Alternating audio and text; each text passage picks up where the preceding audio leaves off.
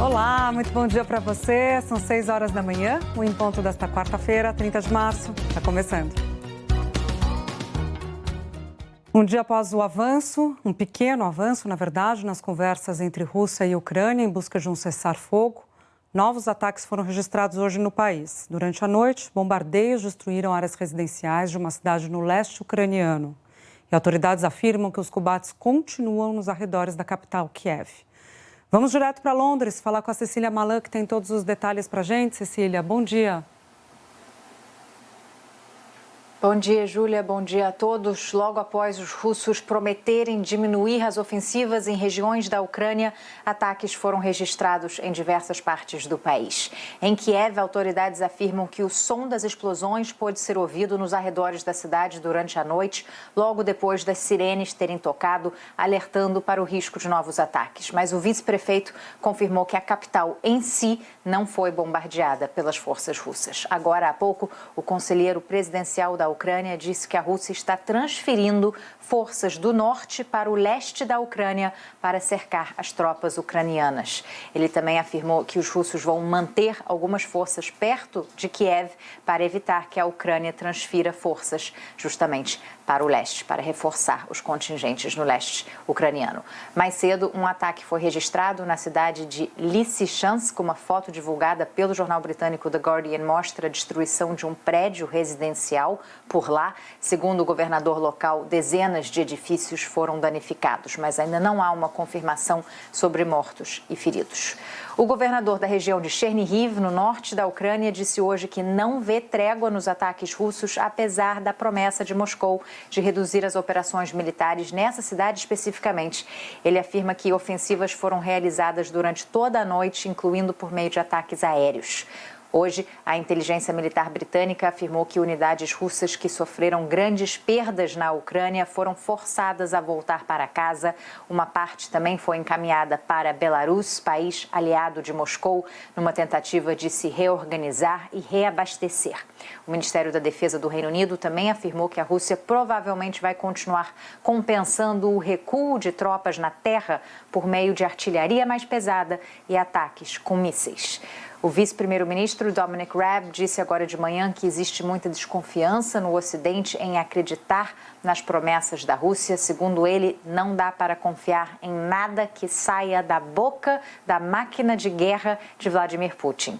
Mais cedo, o governo ucraniano confirmou que 3 corredores humanitários devem ser abertos hoje, mas não especificou de onde eles sairão. A Ucrânia tinha pedido aos negociadores russos que permitissem 97 rotas de fuga seguras nas regiões onde o conflito está mais intenso. A terça-feira também foi de ataques russos em Mykolaiv, cidade portuária estratégica no sul da Ucrânia. Pelo menos 12 pessoas morreram e 33 ficaram feridas. Vamos ver na reportagem do Pedro Vedova. O míssil de cruzeiro em Mykolaiv fala por si. Mas a Rússia avisou que a promessa de redução drástica de ataques não era um cessar-fogo. A professora conta que ouviu um zumbido muito forte. Achou que fosse avião, mas era foguete. O buraco mostra a força da explosão que matou pelo menos 7 pessoas. O ataque foi na prefeitura da cidade, entre a Crimeia e o maior porto do país. A forte resistência em Mykolaiv frustra com muito custo a ofensiva para cima de Odessa. E a Ucrânia exige nas negociações a saída dos invasores.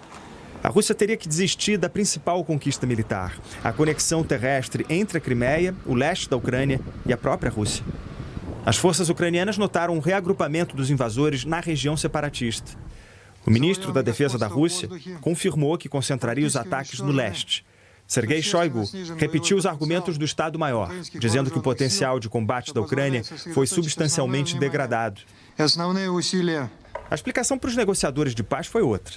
A Rússia afirmou que reduziria a atividade militar como um gesto de confiança mútua, criando condições para novas negociações. O governo americano afirmou que não viu seriedade da Rússia na busca pela paz. O presidente dos Estados Unidos falou sobre a Ucrânia por telefone com os líderes da Itália, da França, da Alemanha e do Reino Unido. O Ministério Britânico da Defesa afirmou que as tropas da Rússia foram afastadas em várias posições no Nordeste, mas continuam com bombardeios pesados no Sudeste. A Rússia continua ganhando terreno ao redor de Mariupol. O Instituto para o Estudo da Guerra Também não viu nenhum corredor humanitário aberto na segunda-feira. Mas a cidade vizinha, Berdiansk, conseguiu retirar civis com 34 ônibus. O diretor-geral da Cruz Vermelha está preocupado com a intensidade dos combates e com a politização do trabalho humanitário. Ele disse que sempre houve esse problema, mas agora a magnitude da desinformação não tem precedentes. É inaceitável e ultrajante.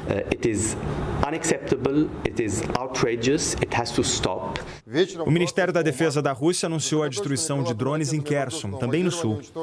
O porta-voz ainda mencionou um ataque a um depósito de combustível para blindados ucranianos. O Instituto para o Estudo da Guerra não viu as forças russas se mexerem em Kharkiv, Chernihiv e Sumy. O grupo americano acha que a Rússia já mandou a maior parte das suas reservas para a Ucrânia.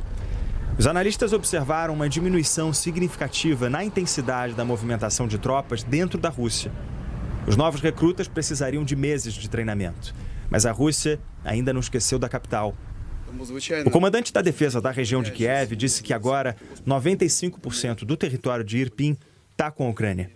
Ele disse que o objetivo agora é recuperar as estradas usadas pela Rússia para mandar reforço. O controle do subúrbio de Kiev troca de mão muitas vezes. Esses ucranianos mostram o que eles chamaram de troféus. O militar disse que tentaria consertar o blindado para usar contra os próprios russos. O presidente ucraniano freou a animação. Volodymyr Zelensky disse que a Rússia manda tanque aos milhares contra a Ucrânia. A população de Kiev recebeu com ceticismo a declaração dos russos de que vão diminuir a ofensiva contra a capital. Quem relata é o documentarista brasileiro Gabriel Chaim. Eu estou aqui no centro da capital ucraniana, Kiev. Eu vou conversar com algumas pessoas sobre a informação que chegou depois da rodada de negociações de paz na guerra da Ucrânia. Общее мнение такое, что они отходят от Чернигова и Киева, потому что они тут проиграли. Потому что их выбили, да. А россияне полностью уничтожают города. То есть получается, что они здесь жить не хотят.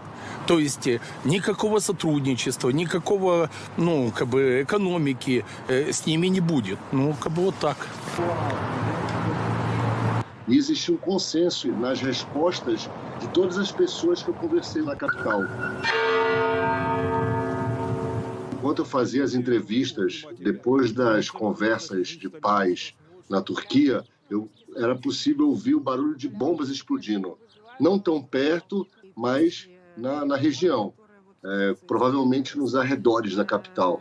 As pessoas não acreditam que os russos irão cumprir o que eles estão dizendo, que é retirar soldados do entorno da capital e de Chernihiv, onde, no caso, foi bastante bombardeado durante essas semanas de guerra. Все поступают. Мы постоянно все здесь, в Киеве, большая часть, все в территориальной обороне, в добровольческих батальонах. И так все, и никто никуда не собирается отступать, и позиции тут такие однозначно. Пока, видите, паники никакой нету, все настроены по-боевому, все.